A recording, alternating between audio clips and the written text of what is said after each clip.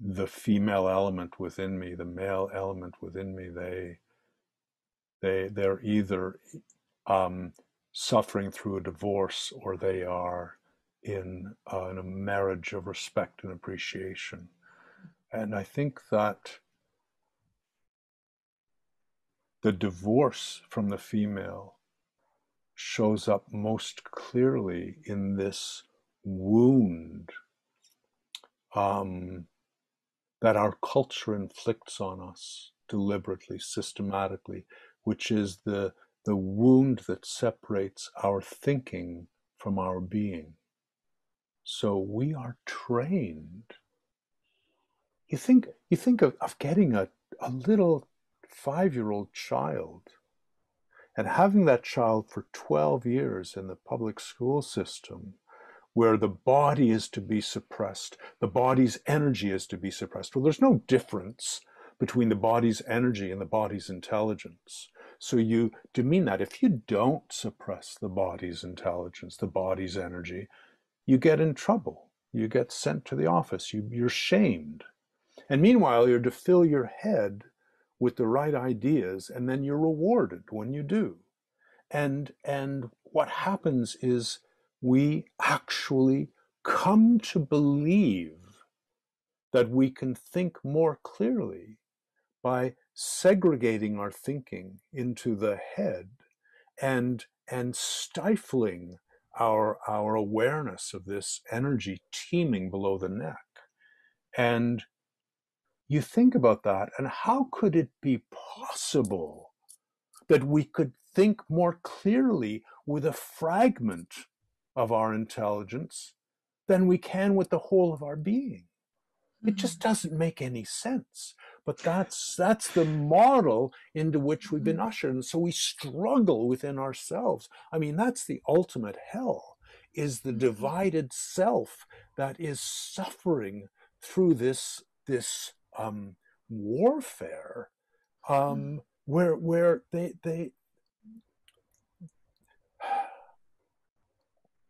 we're living with a prohibition against the surrender that brings us into that realm of being where we not only feel the parts of the self soften and come into community, but we feel the self coming into community with the world around us. The Vedic literature, the Vedic texts, describe 7 stages of hell. And the deepest, most hellish hell is the world of technical perfection. That reminds me right away of a quote from Joseph Campbell, because Joseph Campbell talked about the call, where the world whispers to you and you know what you have to do. And he said, and then you have a choice. You can answer the call, or you can turn your back on it. And he said that if you turn your back on it, you retreat to a world of organized inadequacy. Gorgeous phrase. Organized inadequacy. That is our life in this culture. That is what we settle for. I just quickly want to have that recorded, because as a footnote for another conversation, if you're open for that, because you touched on that during the last minutes. I think in this split that you described in the last minutes, we cannot see where the solution that is truly the solution comes from. We cannot see its form. We lost the idea or the concept or the sense, the sensitivity for the design of a true solution, because we are trained that the solution is what is right for the teacher. I mean, there is a question, I have the answer, and that's right. So the moment we tap into the path of a true solution on the global and individual level, it will feel like not knowing. It will feel like tapping into the energy of the question and embodying the question and staying present with the question in an embodied way, in a super concrete, real way. And I would love us to talk more about that, because I think us contributing the solution by us embodying the walking question that we are anyway, let's say the walking not knowing, is so much smarter on a directly felt sense level as well than a solution of a quick fix, another quick fix. Great idea. And it will feel like disorganization. Like when you say organized inadequacy, yes, what's the alternative? 180 degrees around is not, let's go into the organized adequacy.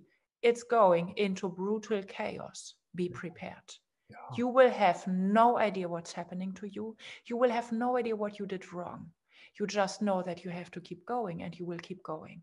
And nobody around will applaud. Nobody around will love you for that. Nobody around will understand, and you keep going. It's a very lonely path in times. So there is something of the chaos. Be prepared for the insane precision of the chaos that is waiting for you inside of you if you tap into your nervous system. Be prepared. And there is an instinct that the chaos is the true organization, or the beginning of the cosmic kiss and dance and love and pleasure and ecstasy. You starting seeing that shimmering in yourself as being yourself. But it feels, it's rough if you're not prepared. So I see somehow those words or conversations also as a kind of soft transitioning, like if there is a river, and I do not know the word for what are the words on both sides of a river? How do you call that? Riverbank. Yeah, the riverbank. Let's make the riverbank as soft as possible, as lovingly handing over to the stream inside of all of us as possible. That's gorgeous. Yeah, describing as many things around the path or the river that might come across somebody as possible. And then people are prepared by other people sharing and sharing and sharing. And all of this is just the river bank.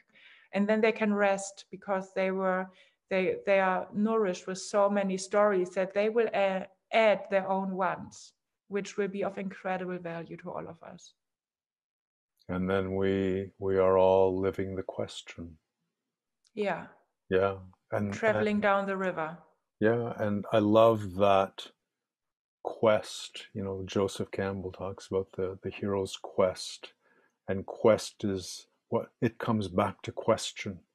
You know, the word is embedded in question. It's the question. And we're so conditioned as a culture to want the answer. I mean, you know, back to the school system, the questions don't matter. It's the answers that matter. We do nothing to teach our children how to question. And the skill of posing a question is so much more sophisticated than the skill of coming up with an answer. And I think as a society, when we lose the ability to question, we so easily latch on to answers that feel right, whether those answers are provided by politicians or populists or whatever it might be. We have lots to talk about, Ilan. Yeah.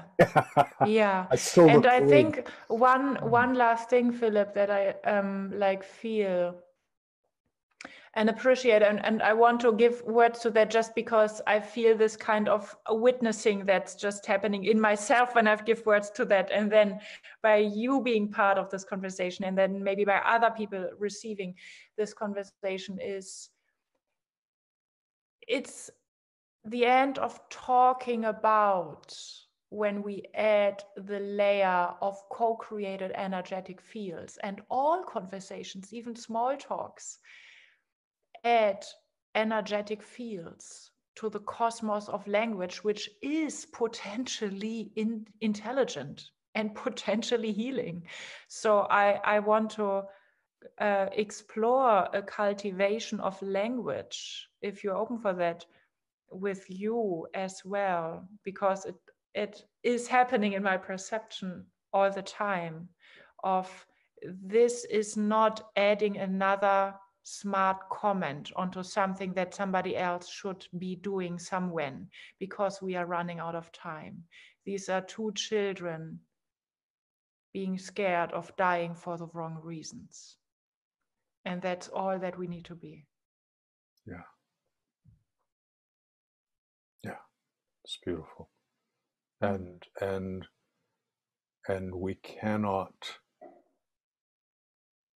evolve into a new way of being and a new way of thinking without changing our language. Can't happen.